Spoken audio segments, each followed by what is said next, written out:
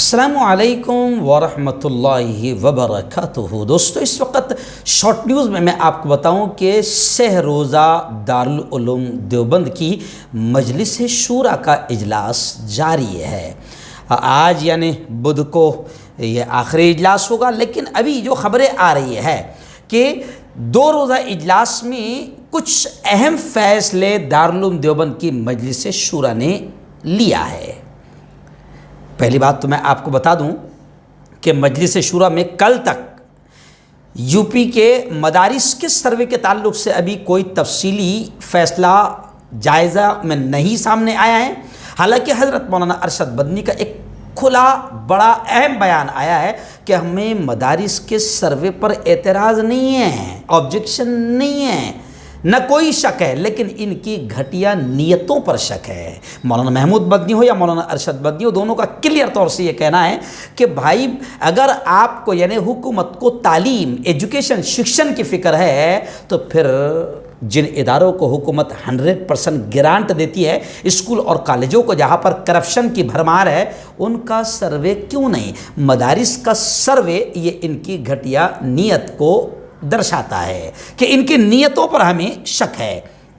خیر، آئیے دارالعلوم دیوبند کی مجلس شورا میں 2 اہم فیصلے سامنے آئے ہیں اب تک۔ آئندہ کل انشاءاللہ اور تفصیل بتائیں گے کہ کیا ہوا، لیکن اب تک جو فیصلے آئے ہیں اس میں حفظ اور ناظرہ کے بچوں کو بھی ہندی اور انگریزی کی تعلیم دینے کا فیصلہ کیا گیا۔ حفظ اور ناظرہ پہلے بھی دی جاتی تھی اور آج بھی دی جاتی ہے، لیکن وہ عالمیت کے ابتدائی کورس ابتدا سے شروع ہو جاتی تھی۔ حفظ اور ناظرہ میں عام طور سے نہیں دی جاتی تھی، لیکن اب یہ فیصلہ کیا گیا کہ بچوں کو حفظ اور ناظرہ کے بچوں کو بھی ہندی انگریزی کی تعلیم دی جائے گی۔ ایسی بجٹ میں خاطر خواہ اضافہ کیا جائے گا۔